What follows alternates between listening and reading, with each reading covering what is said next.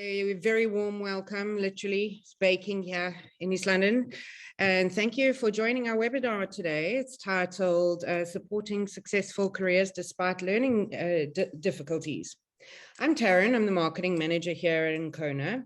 I am doing this webinar from home because our head office here moved yesterday, and typical Murphy's Law, they're busy installing the fiber wiring, etc. right now. So really, I'm pre-apologizing, barking dogs, or even worse, if hardy dogs start going crazy, my apologies. Typical. I'm excited for today's topic. It's geared slightly differently to our usual topics that we put out with ENCONA, and it will actually be the last one we're doing for this year. I will be going off screen, but I'll remain online should you have any technical difficulties, etc. Please, everybody on the call and attendees as well, use the chat functionality. Go ahead, let us know where you're from, what you do, etc., and introduce yourselves to us. Feel free to chat throughout the discussion. There will be a Q&A session towards the end of the call. May I please ask that you try and use the Q&A function, which you'll see on the bottom of your screen, to ensure that we don't miss any questions. Alternatively, if you would like to use the raise hand functionality, then I can unmute you if you'd like to speak. So without further ado, I'd like to introduce you to our panel today. We have Tez Brent, who is, or Natasja-Tez Brent, I always get tongue-tied, who is ENCONA's Chief Operations Officer. And she's also a former consultant and division lead at Cummins and assistant plant manager at Ford South Africa, and the list goes on and on and on. We're very pleased to have you chairing this discussion today, Tez. Also from Ford, we've got Yota who is the Chief Financial Officer, and she's got over 32 years global experience in the motor industry, including a number of international assignments. Last but certainly not least, we've got Sharon Bruwer, who is a principal at POP School, which forms part of the Young Health Centre in Pretoria. Sharon is also a qualified special educational needs coordinator, and she found her passion for education a bit later in life after a number of years in, you guessed it, the manufacturing sector. We're all based in South Africa, so some of the topics may focus a little bit, discussion points may focus a little bit around South African legislation, etc. But I'm pretty sure it's certainly valid no matter where you are in the world. So let's kick it off. Tez, do you want to start by telling us how you all met and why you're discussing this topic today? Well, thank you very much, Taryn. I really appreciate this opportunity. And also thank you for my fellow panelists who have joined me on this conference. It's really a pleasure actually hosting it with yourselves and being able to bring across such an important topic. And how we've all met is, I guess, mainly through my lifespan. Yota and myself have been together through our Ford years, and Yota was a mentor to me for a number of years, especially with me coming through the ranks as a female and in the manufacturing facility, and leaning on Yota a number of times for direction and coaching and sounding board. Sharon has been instrumental in my son's life, helping him, giving him guidance and direction in helping him with his development. So also very instrumental role in our family and bringing us support. So that's how we've met. And through this discussion, I've introduced Sharon and Yota to each other. And, you know, it's always been a passion of mine over a number of years. I've been doing a number of talks at different schools, getting the education in and around members who are dyslexic or ADHD, getting the awareness out there so that people can actually understand better about this topic, because I find that there's been a number of misconceptions and misunderstanding about when someone is dyslexic or ADHD. And I believe that through a lot of education, getting people having a better understanding helps them actually interact with people like that, and then they don't have this stigma or this very surprise reaction between people. So which I've had over the years, keeping in mind why I'm passionate about it is I am actually dyslexic and ADHD. And that's how I've been bringing out my message, is to actually use that to help people understand that better. So that's basically where I'm coming from, but I'd like to hear from my fellow colleagues where they believe their passion and why it's come about. So if I can ask Sharon, where did you see your passion come from? Because as Tarans said, it came in much later. I was a child on the last day of matric that literally went onto the field, burnt all my books, and said, school will never see me again. That was me. And I decided to study communications, language, and then I also had psychology as a third subject. I never believed that I would actually become an educator, although I had a bursary to go and study education. And much later in life, I honestly just realized that I have a gift to see potential within others where some people just see emptiness or lack. And I just was able to see that so many people would be able to be developed and really reach their full potential if there was just different support. And if society just had a different view of what we see as our expectation of normal. And this led me to education because I just felt, let me start in education. This is where it's at the coalface. You can really make a difference. Once I had gone back to university and started studying again and became an educator, I very quickly realized that this wasn't enough for me, because now I could see that there were so many children that had unbelievable, untapped potential and could do so much, but they were just slipping through the cracks. Mm-hmm. And I thought, if all of us as educators just allow this to continue, just let children slip through the cracks, what is going to happen to society eventually? Because here are people that can give so much, bring so much, and yet we are just not doing what can be done. And this became, I'm going to say, more than a fascination, but even an obsession, to just start to really re-educate myself and explore this. And then the wonderful opportunity that clinched it for me was being able to work at the Young Health Centre.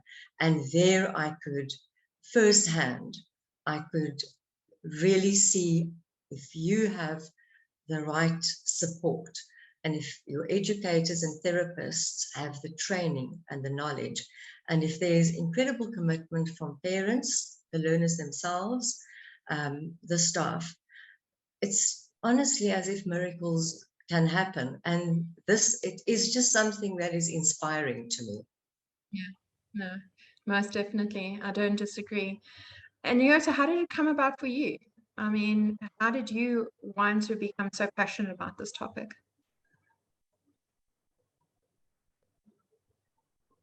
Sorry, Yota, you on mute. My apologies. I think it's a lot of life experiences, but I think it started out with our eldest daughter having attention deficit and understanding that she didn't fit into the normal classroom situation. And the anxiety that I had as a parent around that, and wanting, her confidence not to be impacted at all, and the journey that we then embarked on, which is, there's not always a lot out there. If you go to therapists and doctors, they throw, pills at it and that sort of thing, and how to make all of the right decisions. She ended up for a year in remedial, and I think that helped a lot. The teacher was very, capable of assisting my husband and myself in navigating through that. But, you know, that journey with her through her schooling was not always easy, not easy for her at all. And in fact, she's on the call today, nor was it for us. So, but why I wanted to participate, first of all, I wanted to participate because of you and the journey we've walked. And we'll talk a little bit more of how I recognized that you were different. And you could bring, you know, people that are different can bring diversity into the workplace. That's the passion for me as well. And I can just report that with my daughter, it's exactly the same. She works in corporate today and is highly successful. Very proud of her. But she's walked a long and difficult journey in many times. But what happens to you in the school environment that is made for one size fits all does not mean that your child or you as a young person can't look forward to success out there. You definitely can. And I know in our conversation today, by the time we are done here, people are going to understand that, both from you and Sharon. We've had some conversations and it's been absolutely inspiring. So that's why I'm here today. Yeah. So, and I mean, I couldn't agree more with you. I think, you know, to me as well, you know, if I echo that, I think it's so important that kids out there and parents out there that are having this anxiety feeling, you know, and feel like, you know, they themselves, either they don't have a future or they fear that their children don't have a future or haven't got the ability to get an education or go to university or go to college or one of those things. I think it's so critical for us to have everyone understand it is a possibility. And there's so many examples out there, like you spoke about your daughter. I can speak about myself. Sharon can speak about her own children from her school. So to me, it is so critical that they educate, you know, getting the point of how people can get over it, you know, that you can get over it, and then there is a future and there is acceptance. I think, Sharon, you touched sides with the fact that, you know, you said to us, we need to, as communities, we need to understand the world is starting to change, and it has changed a hell of a lot versus when I was at school and I was struggling, versus what we see today. And I can also do testimonials to that in regards to how I've been accepted in every single one of the companies I've worked with and for, and not made to feel any different. But, you know, we're talking about dyslexia, but Sharon, what is dyslexia? I mean, what is ADD and ADHD? I mean, we're talking about pretty big topics here. So firstly, it starts off with understanding that we have visible disability and we have invisible disability. And there seems to be greater support, in a sense, for a disability when it's visible. It's when it comes to someone has some form of a learning impairment or a learning disability, something which is actually really going to impact on their life and needs support and intervention. But if it's not clearly visible, we just can't see it with the naked eye, it immediately seems as if the will to find out what is holding this person back at this point, only at this point, but what is holding them back right now, there is less of that will. So if we look at these specifics that we've got dyslexia, ADD, and ADHD, they would then be classed as invisible disability. Now, I was explaining to you, and when you and Yota and I were chatting, Taryn was chatting, I was explaining that in terms of the language of disability as such, disability studies, the language is contentious in itself because disability sounds like you are disabled from participating or there's something wrong with you. So there's a lot of discussion around the terms. Should we be even using this? Should we be saying people are disabled if they have something, a learning or a behavioral issue or something like that? Should we even say they're disabled? So we're finding a lot of new language creeping in. So people are saying, I'm differently abled, for example.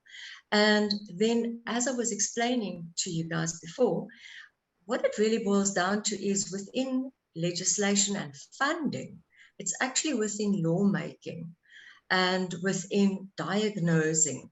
And diagnostics is important to ensure that a child is going to get the support that they need.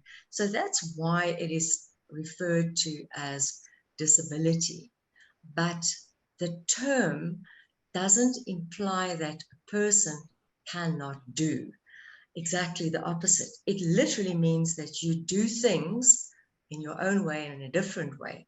So with dyslexia is a disorder that affects a person's ability to read mainly. That's one of the first signs that you're going to pick up in a young child. You're going to start to pick up that they have difficulty with recognizing words, sequencing words, and that they may do things like they swap letters around. You're going to start to see that there might even be a delay in the language development. So if you are an in-tune person, you are going to actually pick up that for some other reason, my child's language development and speech development might be affected, or they don't want to read to me. They already sense that they're struggling. So those are just signs that are going to tell us that my child is not processing language in the same way that someone else is processing language. Then, interesting, all three of these disabilities, then, if I may call them such, that we've listed here, did you know that all three of them have a very strong genetic component? So all three of them very often run in families. So you'll find that when a parent has one of these, the chances of the child actually inheriting this is very, very strong. It's a very strong genetic component. Now we look at ADD and ADHD. With ADHD, it is attention deficit hyperactivity disorder. So you're going to see differences in how that child responds to the ADD child. In certain ways, they'll have attention deficit and they'll tune out of situations. But with the ADHD child, you'll find that they probably have far more impulsive, may even because of poor impulse control have even more difficulty being accepted. We were speaking about the ADD child very often is that child that is quiet and simply gets lost in the classroom. So they go undiagnosed and unassisted, where the ADHD child is the one that gets sent from school to school with the comment on the report card that this is a lively child. So when we see that as educators, we already know this lively child is probably a child with ADHD, and there's been conversations around medication, and eventually, instead of understanding how to support the child is simply sent from school to school. So all of these are neurodevelopmental disorders. It simply means our brains develop in different ways. And here, processing in all three of these, how we process information is different, just different.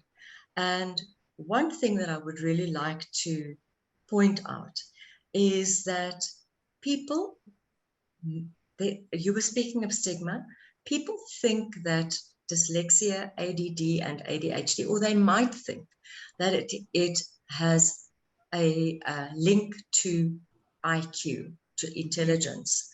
It does not have a link to intelligence. And in fact, that's another big fight in disability studies, because when IQ tests are conducted, so much of it is language-based.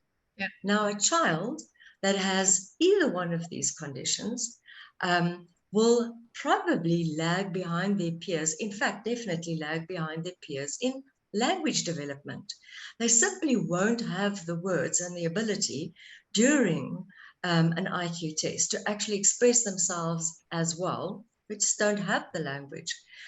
But that is got nothing to do with their actual ability. So that's something we must understand. It has a genetic component. It affects processing, but it doesn't relate to IQ. You get extremely smart people, brilliant people, like Richard Branson, totally out of the box, brilliant, genius, with dyslexia. But you also, and it's not also a super thing that, oh, it's wonderful because everyone with dyslexia is going to be Richard Branson.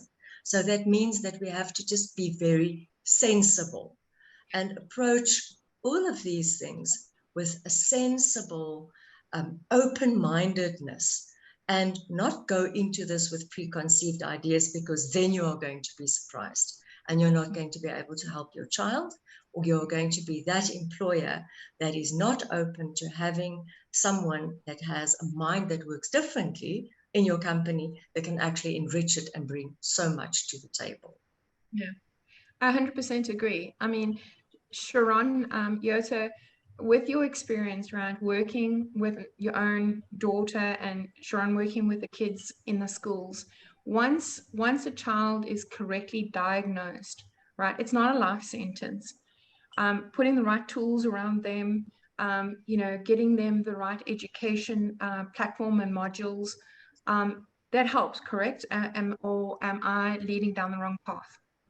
You're 100% on the right path, though. Mm-hmm.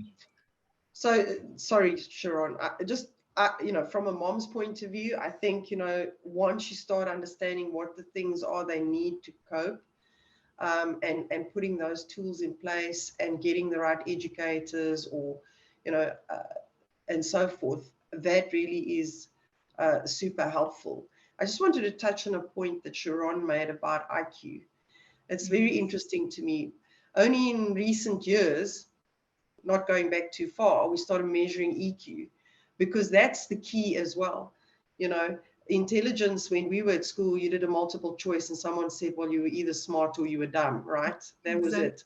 There was no gray areas and there was no in between. And then we started measuring EQ, because what I can certainly tell you is that when it comes to EQ, my daughter's EQ must be off the charts. So that's the whole point. For people to cope in the workplace, EQ is actually more important than IQ, because reading between the lines, understanding people and how to work with people is absolutely essential. So I agree with Sharon that just a multiple choice IQ test is not going to determine what the potential of any child is. And Yota, you're 100% correct. I mean, if you had met me as a child, a lot of people thought that I was stupid, I was unteachable. I mean, at that point in time, the educator that was working with me, who met with my mom, a conversation that probably I should not have overheard, but, sneaky as a child you are, you want to always know everything, and I was standing at the door, and hearing this message that, sorry, but your child is unteachable, is where, we need to take recurrence, and stop and halt. So if there's anything I can say to parents out there that are working with their children, don't allow one decision. Go out there, and that's what my mom did. She went out of her way to try and better understand what else is there, get another opinion, what other different ways. And she never at any point in time stopped or gave up on me. And joining the school I did, which was a school dedicated to children with learning disabilities in Port Elizabeth, it's called Cape Recife. It's getting together with them, their teaching, what they taught me was no different that you would find at any other what we classify as mainstream, but it was the way they taught it. being dyslexic, one of the things that we are really good at is we are visual learners, we are auditory learners. So we've got a very good or strong ability to absorb information auditory very, very quickly, versus probably or equal to someone who would read something. So if you gave me something to listen to, someone talking, I would absorb it as fast as someone who would be reading something. And that was my way of learning, all right? And it's another point is that as I got taught very specific tools, specific methodologies of learning and absorbing information, was I not able to read at the end of the day?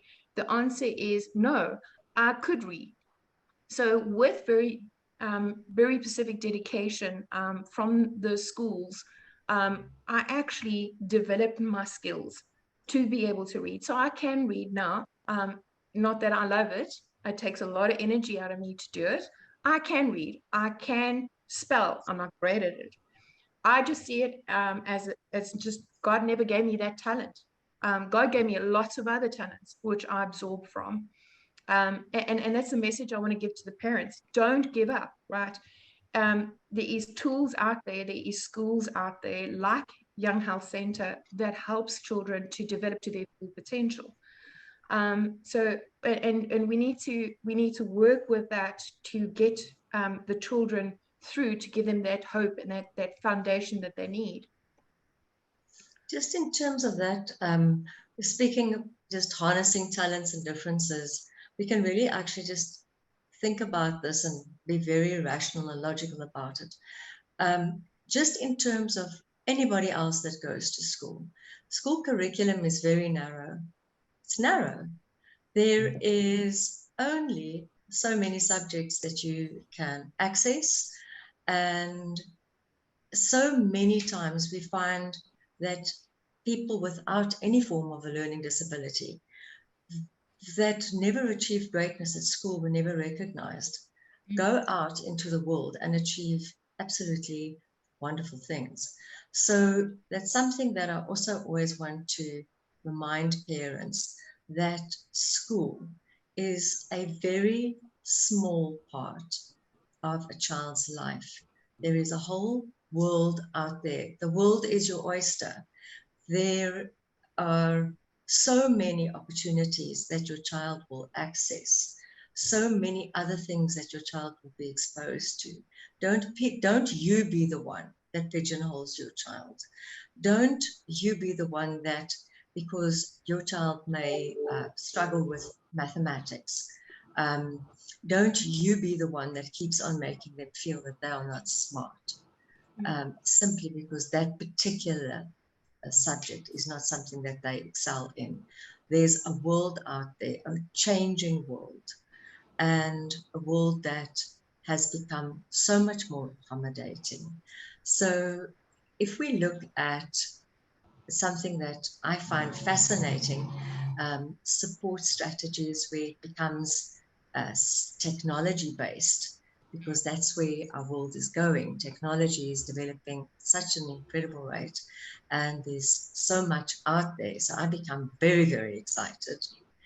But for example, simple things. Think of being a parent of a child with dyslexia, a young child, even a preschool child.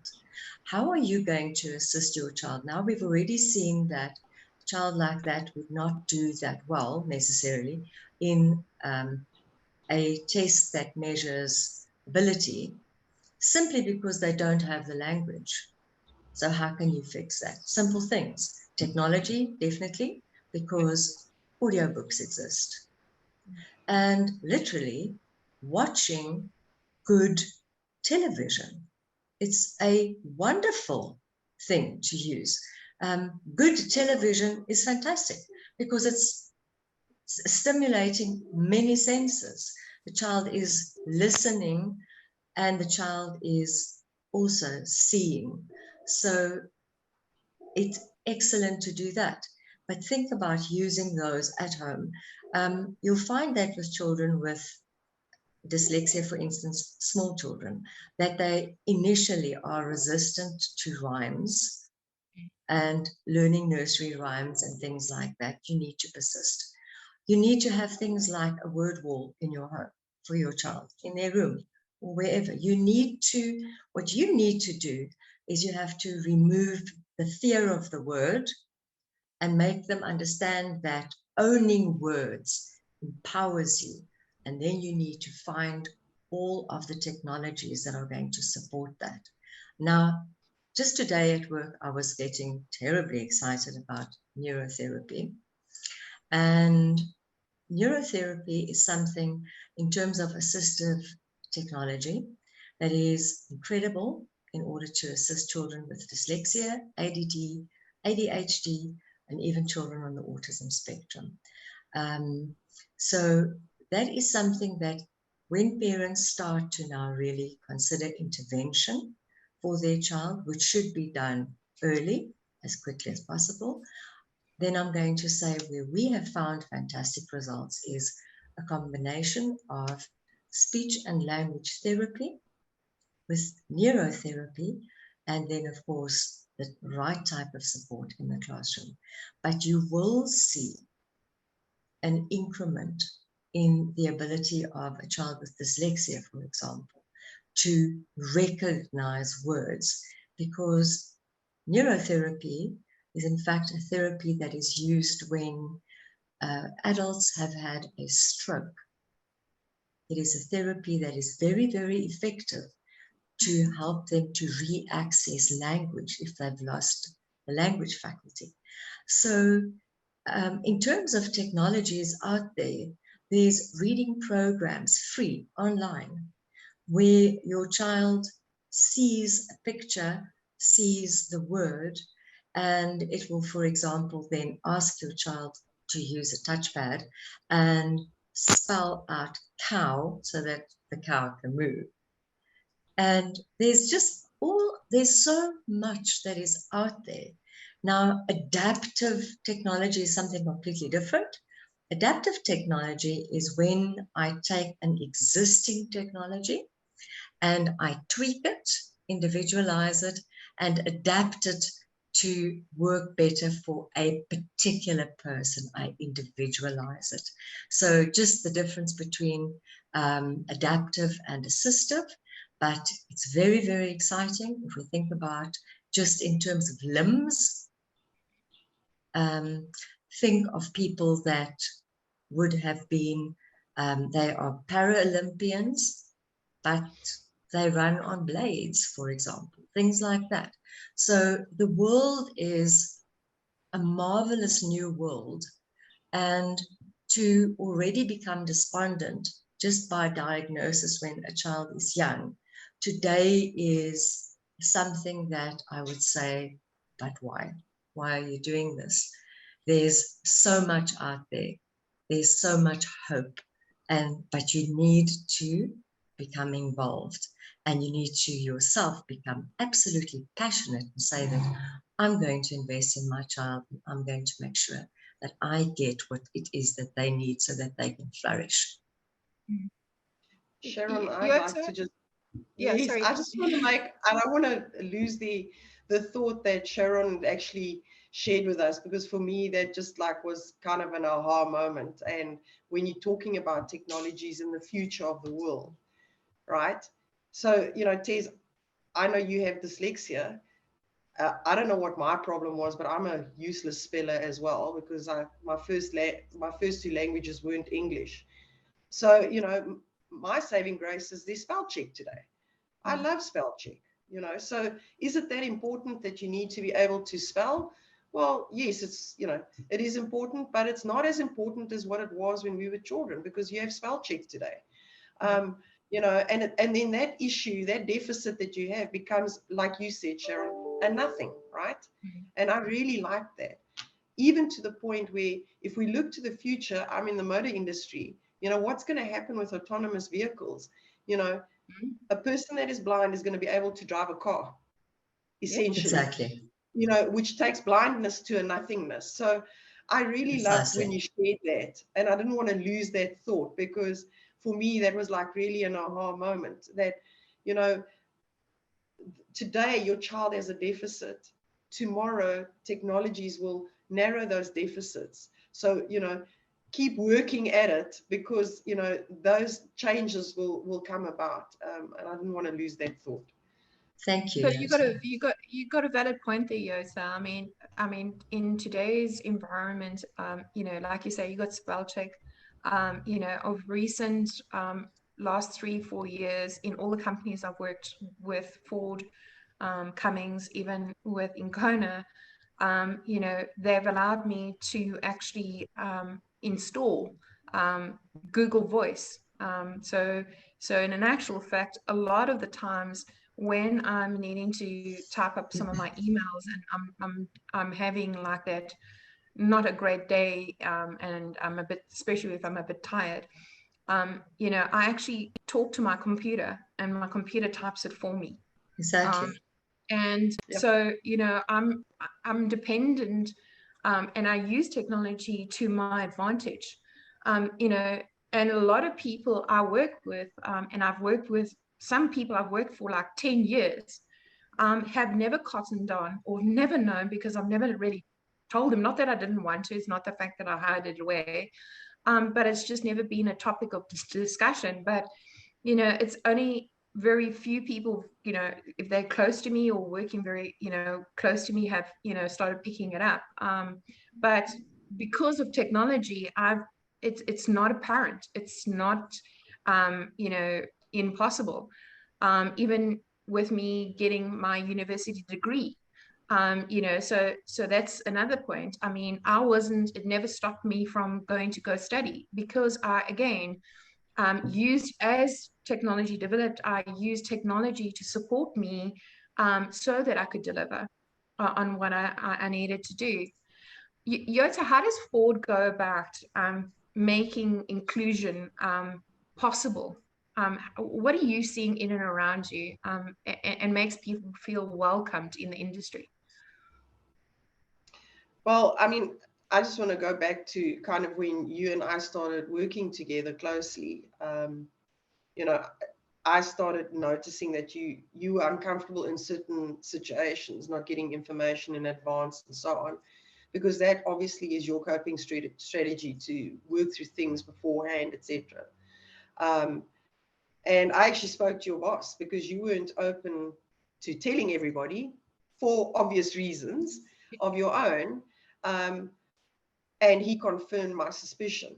I can't tell you exactly why I thought you had dyslexia and why I put those two things together, but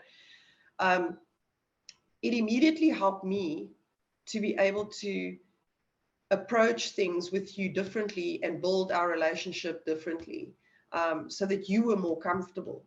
And I think that in the workplace, I'm very fortunate to be working in a company where inclusion is really important, making people feel included, making people feel that difference is okay. I think it's also very, not just that it's okay, it's really important, because the population is made up of different people and people have different gaps, etc. And I think, you know, as much as it was never spoken about in earlier years, I think more and more, that's why conversations like what we're having today are so important, because, you know, it takes the fear out of the situation. It makes people like yourself and people with these deficits more open to telling their boss, hey, you know, here's where I struggle. So if you communicate with me in XYZ way, it's a lot easier for me to absorb. It's, you know, for me as a leader, it makes it so much easier if someone tells me, because then I know, hang on, that's why this person behaves in a certain way, and that's why I need to adjust myself so that I can interact with this person and this person can be the best that they can be. Also, our population, coming back to that point, is a population of diverse people. If we don't employ diverse people and people that have all sorts of differences, well, how on earth are we going to ever, you know, put cars on the road that people want and need, right? How on earth are we going to develop the technologies of the future that are going to assist people to go out there and do what they need to do? So I think, you know, that's what it's about. So inclusion is the right thing to do, but it's also important to do for business. right? Because if you want to compete out there, you got to embrace difference. You got to embrace it in every way. So that's, you know, that's the way I see it, and that's the way I'm very fortunate to be in a company that looks at it that way as well. I guess that's why, Tez, both you and I were with the company for as long as we have been, right? Definitely. But I mean, if I can just build on that, I mean, if I just talk from my personal experience, early on in my career, a few times that I did tell people I was dyslexic, I had some really funny reactions, and thank goodness I sort of had a sense of humor when I could really start laughing about it. And that helped me quite a lot to cope through it. But I mean, like, for instance, I've had people slow down in how they talk to me. You know, they go to a point of like, "Hi, Tez, are you okay today?" And I'm like going, I'm dyslexic. I'm not slow of hearing, right? And then you have people that, for whatever reason, they start talking very loud. And I'm like going, I don't, and, or, some weird, strangest things. But let me, coming back to one of the things that really stands out to me is that, and I want young people out there to know this, right, is how accepted I've been. And it's not just because of one environment. I've had numerous environments, numerous working experiences, either with Cadbury's, with Ford, with Cummings, even now with being the chief operating officer of ENCONA, how accepted I've been, and I haven't been treated differently. And it's been really, really awesome. And I need young members to know that there are people are changing the way they see things, and they want that difference because of what you have to offer. And that's really important. And I mean, Yota, I mean, the number of times I've been in meetings with you and with Orchid, or, with Peter, or Yithin, or any of the guys at Ford, and the meeting carries on, and there is no, special treatment, if I can put it that way, or differentiation. If anything, I felt welcomed, working as if I was with anybody else on the same level. There was no, okay, hang on, we need to do, completely do things differently. There was coping mechanisms, as you mentioned, that I did, and I put it in place.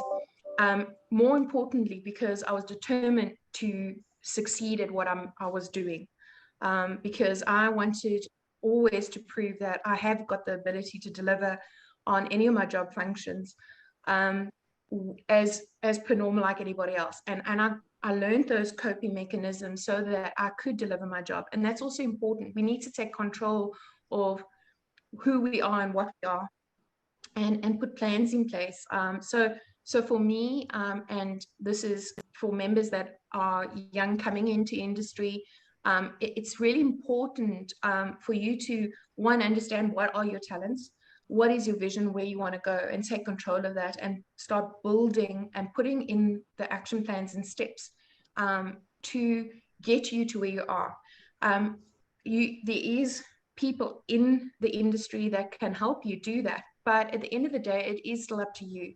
And I'm a strong believer on that. Take control, know that you have got the ability, and I know it's tough. It's really tough. But then also identify members in your organization that are willing to be your coach, be your mentor, be a sounding board, so that you can hear different opinions, can help you be realistic about where you are, what you need to do differently, and build that in. But nowhere should you ever stop. And we've got so much to offer. We definitely have. I think, Tez, just to add to that, the thing here is that, yes, you are dyslexic, so you have deficits around reading and spelling, but that doesn't mean that you can't run a body shop. And that's just the point, that a person is a multifaceted person, and that one thing does not define you. And I think, you know, what you said is so important. No different to me or any other female or young person I'd be talking to about reach out, go to people that you admire, ask them to be your mentor. The chances of them saying no are just about nothing. And just because you have a deficit doesn't mean you have the same career aspirations and capabilities as long as you put in the work like Tez did. You know, that's the whole point. You need to just understand that you can reach out to people. Asking people to mentor, coach, and guide you in the workplace is not a sign of weakness in any way. In fact, in today's environment, that is seen as someone who has strength to take coaching, to take you know, criticism, and to build on that and to close their gaps. And I'm not talking about their learning disabilities or gaps, but you know, their gaps in terms of what they need to do in the workplace. Yeah. If I can just come in, like, you know, just about education, inclusion, diversity, and now we've very much focused on workplace. I think that we need to also remember that within education itself, we have systemic learning barriers built in to education. Remember that you said, Yota, education is not one size fits all. So we already start there. So if we had to look at everyone very closely, we would quickly realize that, oh gosh, maybe there's just no hope for any of us, because literally every single child that is going through school and has gone through school have faced some or other challenge. They might have faced the challenge of a school that was very under-resourced. Now, is that not an enormous challenge to have to overcome? They might have faced the challenge of having teachers with really big classes. We have classes in South Africa where we have learners of over 70 and over 100 learners in one class, multi-grade, with one teacher. So this is what I'm saying. We forget that there are so many challenges that people overcome successfully, and that an obstacle is only an obstacle if you see it as such, and if you believe that it can't be overleapt. I was speaking about being at EWC at Kempton College, and there the challenge was different. It was poverty, and it was a systemic barrier to learning, and it manifests in the same way, just the same way. The learners, the students that I taught at college also were so-called slow readers. It was more difficult for them to process written information. So there's the great leveler again. So at the end of the day, we realize that no, there are many, many challenges that any child and parent will need to face. It's about your attitude. It's about how you adapt to the circumstances. And something that I really want to stress for parents is to accept. Acceptance is key. The quicker you accept, the quicker that you understand that you need to reach out and ensure the kind of inclusive, educative environment for your child where they will flourish, the quicker you acknowledge that your child might need therapy, that they might need some form of assistive technology, the quicker you are going to bridge the gap and you're going to walk over the bridge. The more we are in denial, the more we pretend it is not there, the more we are our own impediment to finding a solution. And that is the saddest thing, is that when, as a parent and as an educator, as anyone in the system, as an employer, if we suddenly start to see, no, but wait a second, if I change, if I look at it differently, if I just accept and understand, I'm going to, as you said, I'll understand that diversity is exactly that. We are all different. And if we would exclude people because we are all different, well, fine. There'll be no one studying at school. There'll be no one at university, and we will have no one to employ. So the whole thing just falls flat. We have to change. And we have to look at people with a positive expectation and a realistic expectation, though, of what they can do and how are we going to make it happen for them. 100% agree. I mean, why follow the norm when we were made unique? Exactly. And to me, that's really, really critical. You know, look at each other and see what talents you got to the table, and put it into that perspective, because that's all, I mean, I've ever wanted, is to be treated as everybody else with my uniqueness, the uniqueness I bring. And again, I've always, to be quite honest, I've been really grateful in all my work experiences. You know, like I said, we've had good laughs in many times. So that brings us to the conclusion of our chat. I hope it has been informative and has given hope to all of those out there. It's given more insight and knowledge, and is bring a different perspective on the topic of being dyslexic and ADHD. And I once again, thank you very much to my colleagues who have joined me on this. I've really appreciated it. It's been really awesome having the chat with you guys. Sharon, I'd like to hand over to you. Is there any questions that members have out there that they would like us to answer? Yeah, and I think this first one I've gotten is from Anonymous, his senior director, who I think it speaks actually to the point, Sharon, you were saying the first step is acceptance by parents, but I think really it's also acceptance in the workplace. So this one is triple-fold question. How do I support employees in my company that are affected? Can I consider them for promotions, and how, and what are the risks? May I just please jump in? Sure. I'm excited to answer that. Okay. How do I support, firstly, how do I support my employer in the workplace? We have to have a transparent workplace. Transparency is key. If we aren't transparent, that means we're hiding something. Why would we want to hide that an employee has had to overcome certain challenges or things in a different way? So, but now how do we become transparent, and how do we actually overleap that? Simple. Education. It's all about education. It's destroying the myths. It's, you have to be within your own organization. You have to be a myth buster.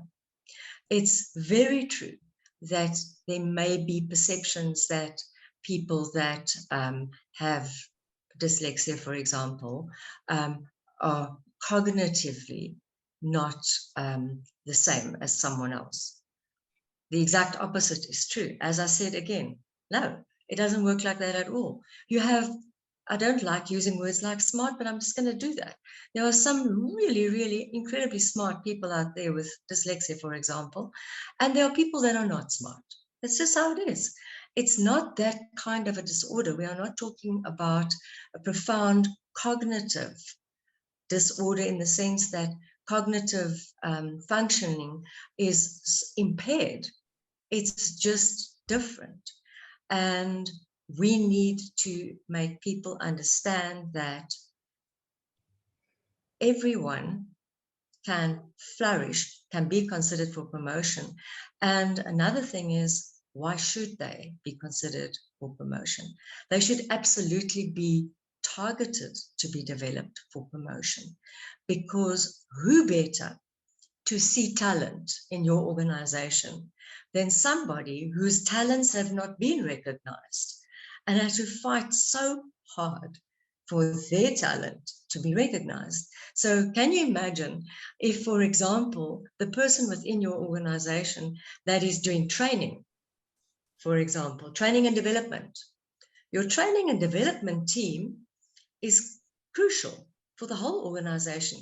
But imagine stocking it up with people that actually have had to overcome these challenges and have developed a special gift and insight into seeing their own gifts.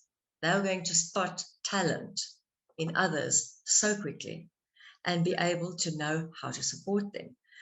Then education. Who better in your organization to educate people about diversity and overcoming barriers than the very people that have been through that? And then we're talking not only about people that have disabilities as such, we're literally talking like, I'm saying that consider the massive disadvantage that you have just as a result of poverty, for example, displacement. Think of people that are displaced through wars. So in the workplace, would I say that you were a refugee from a war-torn country? I am so sorry, but there's just not going to be room for you to develop within the organization. So you see what I'm saying here? If we start to understand that, no, people all come with their own baggage. All of us come with something that it needs to be unraveled, needs to be unpacked, often needs to be solved, and then we can really give it our all. But we have to dismantle prejudice. Prejudice, the only way we dismantle is a very, very strong education program at work, and encouragement, recognition, and promotion. People need to see others rise through the organization. That inspires them again to come out and say, you know, if you supported me with this and this, I think that I could unleash and I could just be so much more. And that's what we want for the organization. We want people that are going to feed their special gift into the organization and make that organization new, fresh, stronger, better, with more innovation. And Sharon, you're 100% right. I just want to quickly just add 2 points. So the question was, should we or can we or how? So the answer is yes. And I think what's really important, speaking from my perspective, as I've been working with my managers, I've always worked very open with my managers and my mentors. And like, for instance, as I mentioned, Yota was one of my mentors. So what's really important is, get to know your employee. And this goes not only for someone who's dyslexic, right? It's for everyone. But for me, my managers got to know me really well, and I work with them in regards to what are my talents. And interesting enough, they were more interested in my talents. And then as you develop with that person, as I mentioned, understanding the degree of what their dyslexia is and what help they need, you support that around that, and it takes actually the whole concept out of the performance of the person, because they can perform, and that's really important. People need to understand being dyslexic doesn't mean I can't do my job. In actual fact, in some perspectives, I can do my job even better than someone else. And it sounds pretty arrogant, but I'm trying to get my point across. And having faith, to me, it was really important to know that my managers had trust in me. And I can confidently say that not once did any of my managers have no lack of trust in me. If anything, they pushed me harder to get, even further. And I started off actually on the shop floor as a blue collar worker, as a fitter and turner. And as I grew, every single step of the way, my managers help me understand how could they support me. You know, is it better electronics? As you heard Yota, you know, with me asking and me taking a role in my own development, my own success, I always requested my information up front so that I didn't have to go into a meeting and be surprised. And quite frankly, I think a lot of people don't like surprises. They do want the information before. So it's you know, it's not only just the fact that I'm dyslexic. You can hear I'm actually talking about tools that everyday person wants in anyhow. So, and then me joining, if I talk about just about Ford, I mean, I started off as an engineer with Ford, and I finished off a very successful career with Ford because I had managers who paid an interest in me, worked with my talents, worked with me to reach my potential. I mean, I finished off being the assistant plant manager, managing the Ford Ranger plant, with the plant manager, you know, producing the Ford Ranger. So, you know, so the answer is quite simple. The answer is yes. You can promote. There shouldn't be anything that hinders that promotion to take place. Don't look at the person as being dyslexic. Look at the person of what their talents are and what they have going to bring to your team. Great, great. Thank you. I've got a couple more questions here. Anonymous, I'm going to ask yours next up. Firstly, from Jason. It's pertinent, I guess. How would you go about informing your employer that you have a disability, such as also memory retrieval? I think that, again, we're going to go a little bit back to parenting, and we're going to go firstly to acceptance. If there's acceptance from a very young age, and if from a very young age you can understand that just because you approach things, tasks, for example, in a different way, it's okay. And it doesn't mean that you can't. You are going to start to develop a strong sense of self, a belief in yourself. The parent and education is key. Not only the child that may have a challenge, but many other children are actually precluded from achieving their full potential because their parents or educators give them negative feedback about themselves and imprint a sense of self which is not strong and which is not positive. So I believe that in an interview, you know, well, not in an interview because it seldom actually comes up in an interview, but as if you are within an organization, firstly, remember that there's an Employee Equity Act, and this is in every single country. Our own constitution in South Africa enshrines the right to work and to be treated equally within the workplace. And quite honestly, no employer wants to become embroiled, and it would be an ugly fight, which the employer would lose, but would want to become embroiled in any kind of a dispute where they are legally challenged because the organization is not receptive to a person and not receptive to providing support, simply because they have some form of, they are differently abled. So that fear should not prohibit a person. Remember that legislation in the first place, legislation protects you. You should, however, be open about what you can do, where you would like to go. And you should not see yourself as completely different. You're not an alien. Mostly people won't even have any idea unless it's a visible disability. If you have a visible disability, then when you go into the workplace, there's no problem.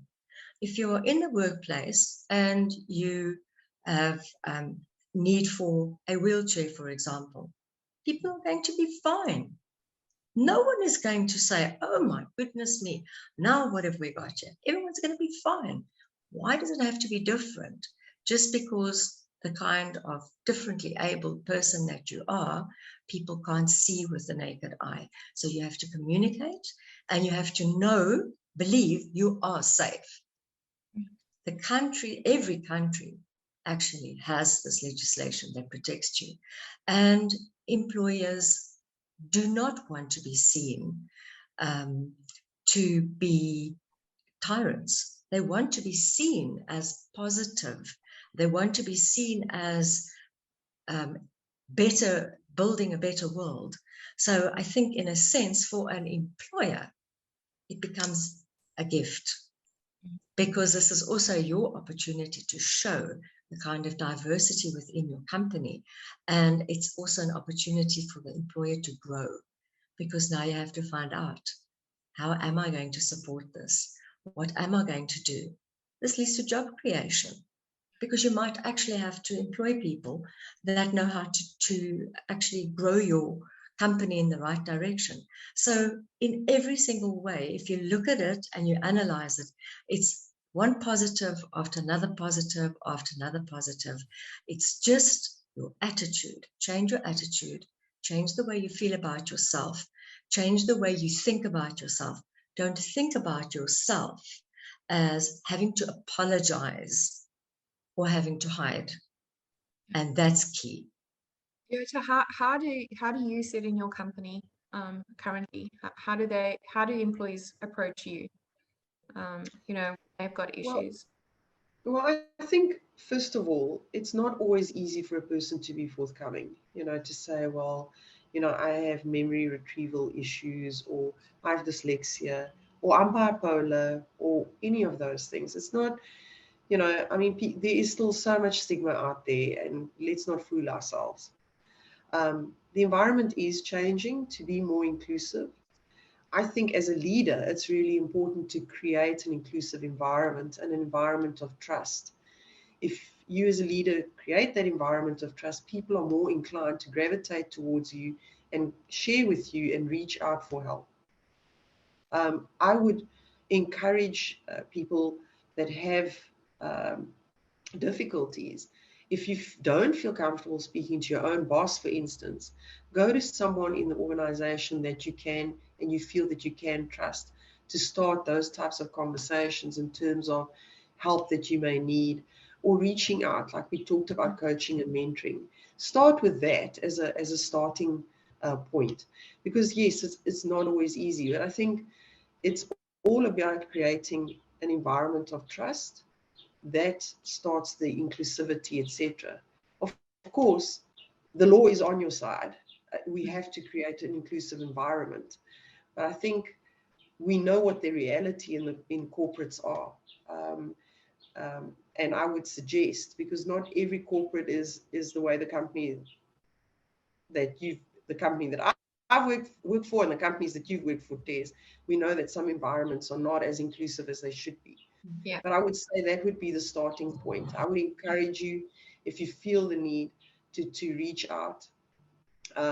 You know, I can just give an example of somebody in the organization that had serious mental illness issues, that didn't want to come forward because of the stigma, and finally, you know, softly approached this person as a leader, and assured them that wouldn't be something that would be held against them. And it's really helped the person, the individual, and us. And as a company, we also have anonymous outreach, which we put in place for our employees to access. I'm sure many other organizations have similar resources. And I would say to people, you know, avail yourself of those resources. They are anonymous. The company would do nothing more than keep that anonymous, and nobody will, you know, lose their job because they come forward and say, well, I've got attention deficit, or I'm ADHD, or I have dyslexia. It's against the law anyway. Yeah. So yeah, if I take it from my perspective of how I've approached it, I mean, one of the important points that you touched on, Yota, is that I've always assessed the environment. I've assessed who I'm working with in regards to how are they, and quite honestly, I adapt myself to that person so that I can bring my message across. So I've never brought my message across to someone in exactly the same way every single time. There's no specific recipe. For me, I look at the person who I'm dealing with or working with, and understand how would they receive the information, and then take the necessary steps to bring it across. Or I would approach someone who I know I can entrust to help me bring the message across. And I've done that a numerous of times as well. And quite honestly, I think out of all the times that I've brought my message across, I think I've only had one really bad experience. And all my other times, it's always come across and they received very, very, very well. If I can just encourage people, and I know it's really hard, but as a person, the important thing you need to do, and I use it as a rule for myself, is I will work and judge someone for who they are in front of me. I look them in the eye and ask them who you are, and get to know them. Don't allow yourself to be influenced by other people's opinions and thoughts. And I know it's really, really difficult, because you want to go to that person and say, oh, and get some. That's fair enough. Get some insight, get some feedback. But at the end of the day, sit that person down, have a proper interview with them, get to know who they are, and then make a decision. But don't allow it to be defined without meeting that person and getting to know them. Absolutely. So I think we're going to do the last question for today. I realize we've run over time. And this one, Yota, I think I'm directing it to you, actually, because I think you've partially answered it. And it is from Anonymous. Does the panel have any experience with physical disabilities leading to mental disabilities, such as anxiety? And I want to expand on that. And how is it different in any way? And you touched on, people shouldn't be shy to come forward and say, even I've got bipolar, speak to a trusted person. So how are physical disabilities and mental disabilities such as that different in any way? Well, the question is around, physical disability leading to mental anxiety. I don't have specific experience of that. I will just answer that directly.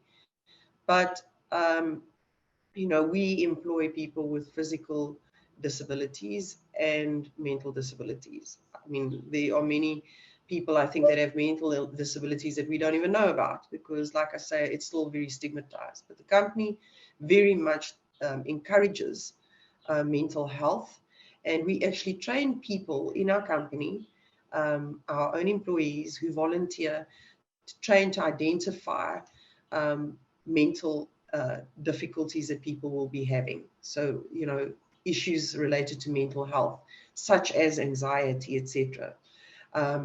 And they are known to all of the rest of our employees, these people, so they know that they can approach that person, because that person will put them in contact with the right resources, etc.